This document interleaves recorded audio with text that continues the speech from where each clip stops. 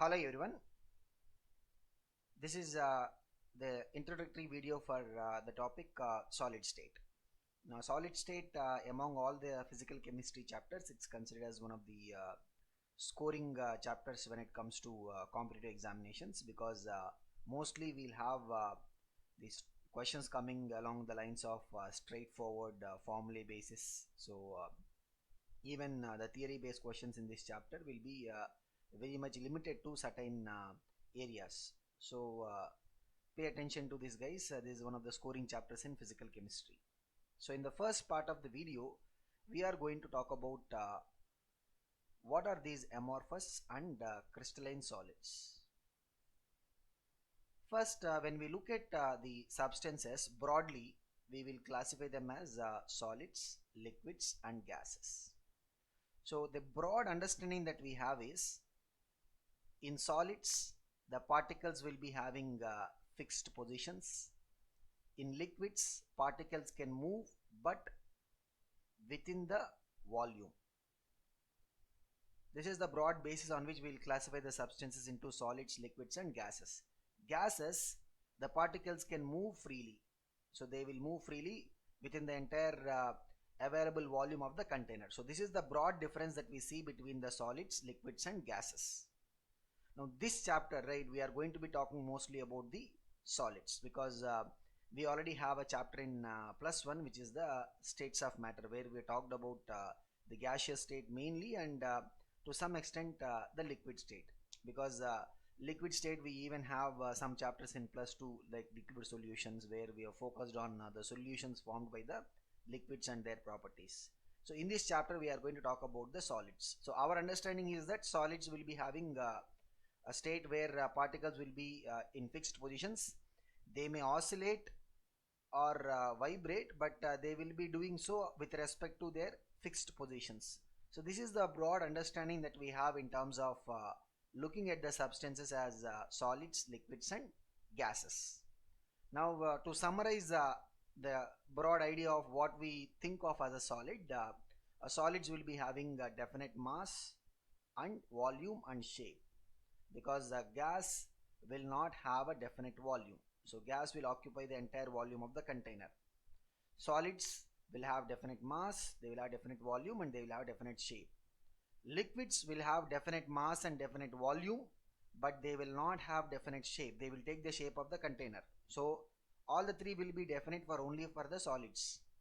And in case of solids, the intermolecular distances will be short.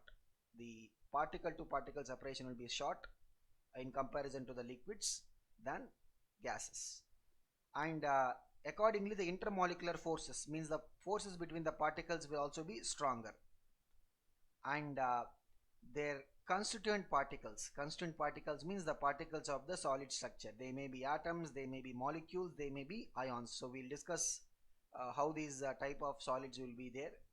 And the constituent particles, they will be having fixed positions, and as we were discussing, they cannot move within the volume of the liquid like the way it happens in liquid. They cannot move within the entire available volume of the container like the way gases do, but they can only be vibrating or oscillating about their mean position.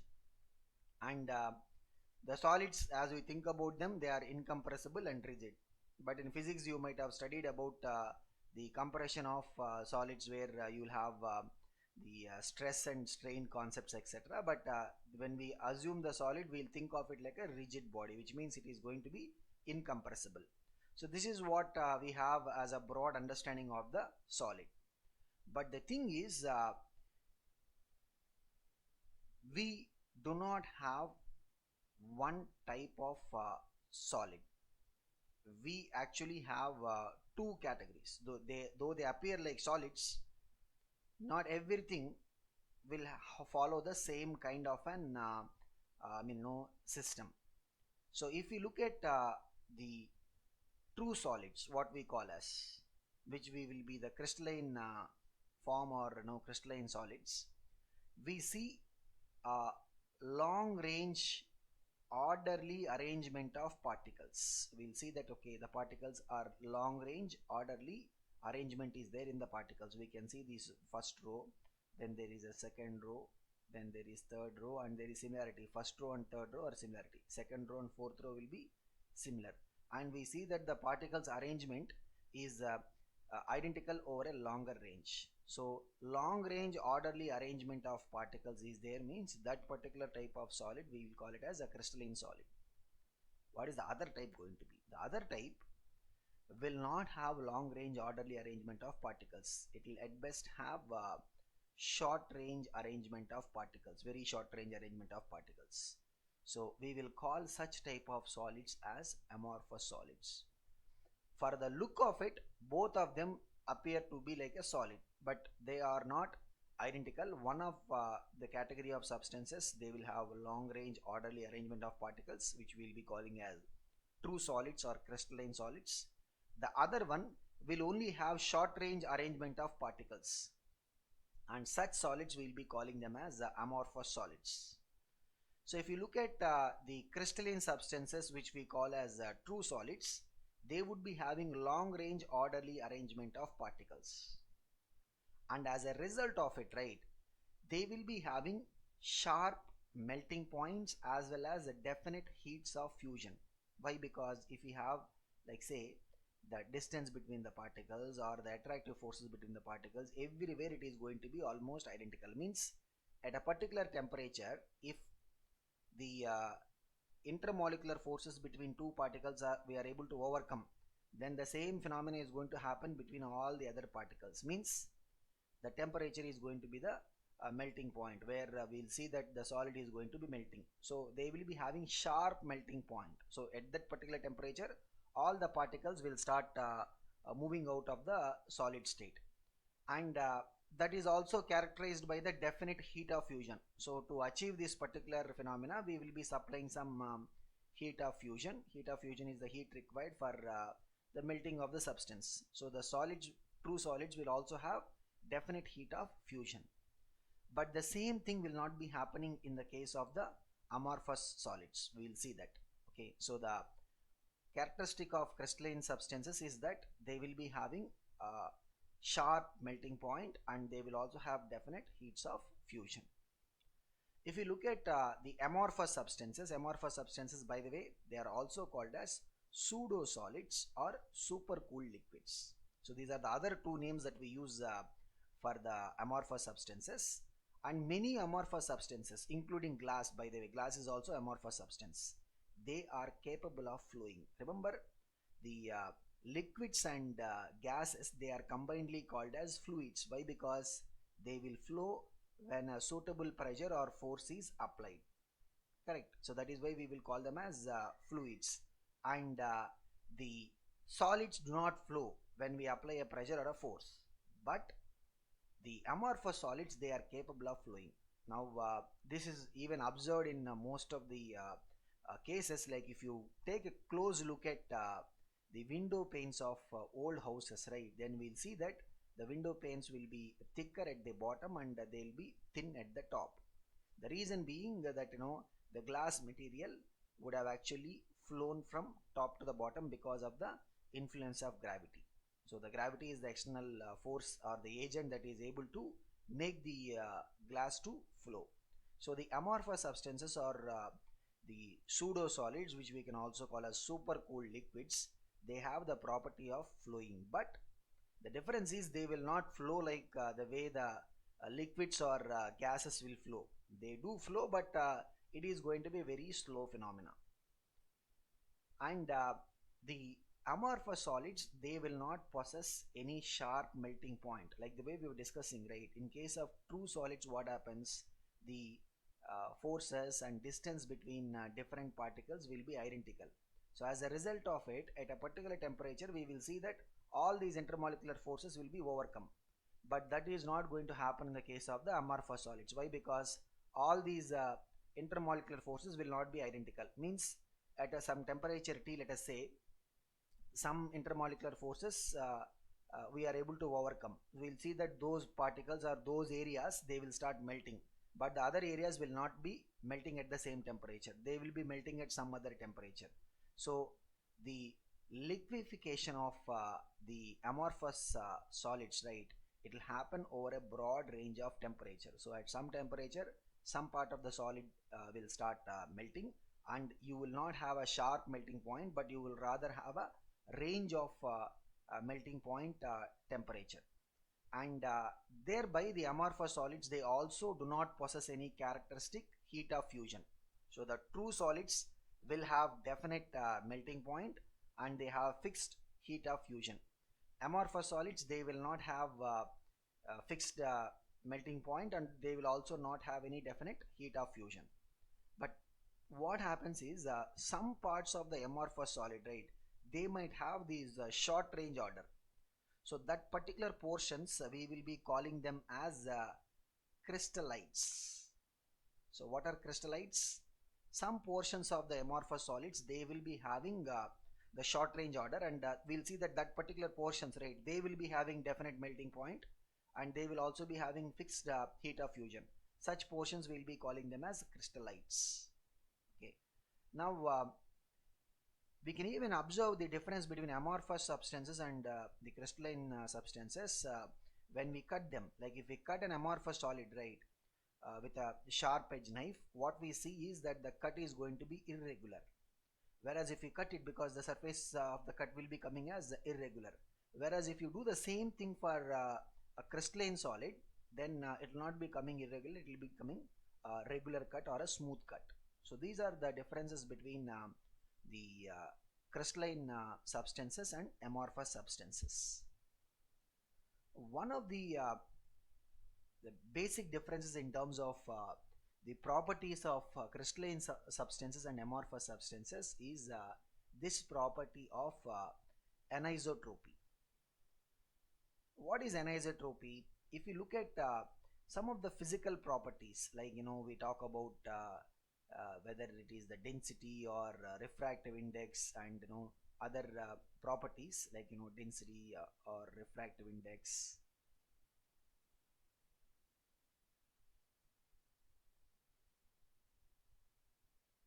So some of these properties, right, like even electrical resistance, these properties, when we measure them along different directions, then they show different values.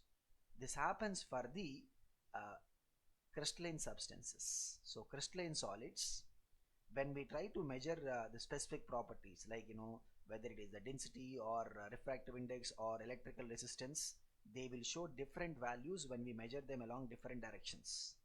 And this particular phenomena is what we will be calling as anisotropy. And this happens for whom? This happens for the crystalline solids. Now, why this happens, we can understand this from the particular diagram. So you see over here, this is a crystalline substance where we have orderly arrangement of particles. And you can see here that if we consider the direction AB, mainly what we are going through is, you can look at it, we are covering the green color particles, assuming the solid is made up of two types of particles. But if you travel along the direction CD, what you see is you are basically covering both the types of particles through that particular path. So since there is an orderly arrangement, if you choose different paths, like say if you choose another path like this EF, then what we are going through, we are basically going through all the red color particles. So you choose different directions, the path is going to be having different characteristics, and that is going to result in different values for the physical properties. And this phenomena is what we will be calling as anisotropy. Whereas in case of amorphous substances, since they don't have any orderly arrangement in the long range, they will be having what we can see as irregular arrangement. So because of their irregular arrangement, right, the overall properties will be coming almost similar. In any direction you choose, the overall properties will be coming almost similar, because we are not talking about a length of 4 particles or 5 particles. We are talking about a longer distance where at least some millions of particles are there. So over a longer distance, what happens is these irregularities will make sure that the physical properties are going to have the same value, and that is why the amorphous substances, we will be calling them as isotropic. So the crystalline are anisotropic and the amorphous will be isotropic. So this is another difference between the crystalline solids and the amorphous solids. Now, just to summarize, what are the differences that we're talking about between the crystalline and the amorphous solids? The internal arrangement of particles is regular, and that means they will be possessing definite and regular geometry. That happens for the crystalline solids, and that is why in this chapter, right, we are going to mainly talk about the crystalline solids because they will be having a definite and regular geometry. And amorphous, the internal arrangement of particles will not be regular, so they will not have any definite geometry, and we will not be able to study about the amorphous solids. And crystalline solids, they will have sharp melting points, as we have seen. Amorphous solids, they will not have any sharp melting points. And there will be a regularity in the external form. So when we look at a crystalline solid, we'll see that there will be a regularity in the external form of it. But in case of amorphous, there will be no regularity in the external form. So when an amorphous substance is getting formed, right, you will not have any regularity of the external form when it is getting obtained. Then crystalline solids, if we cut them with a knife, we'll see that there will be an regular cut, and amorphous we'll be having irregular cut.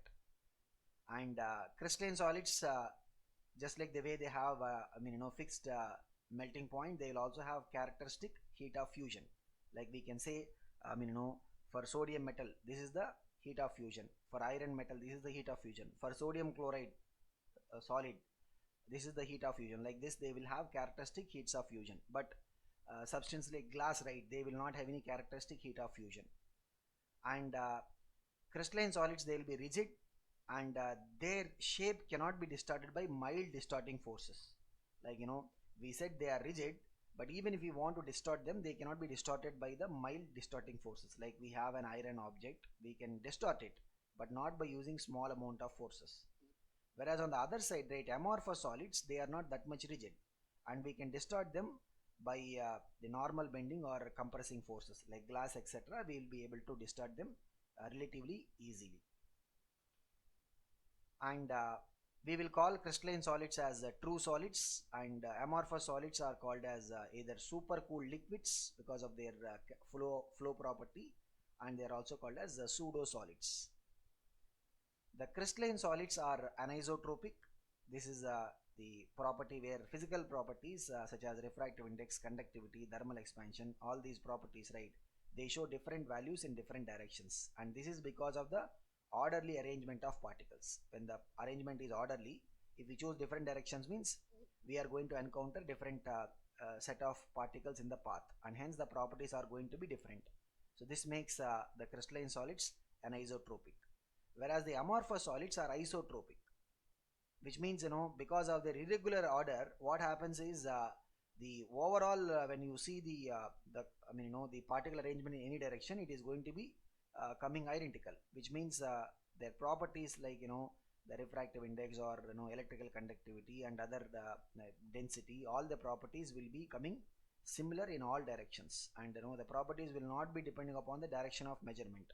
That is what makes the amorphous solids as isotropic. So this is the difference between the crystalline solids and the amorphous solids. And since crystalline solids are the ones that have the definite shape, in this chapter we are going to be analyzing about the crystalline solids. So in the next video, what we will look at is, we will look at what are the different types of the crystalline solids based upon the intermolecular forces or the nature of intermolecular forces. And then we'll try to understand more about the arrangement of the particles in terms of the solid structure, and try to analyze the quantitative aspects of it. We'll see the things in the next video.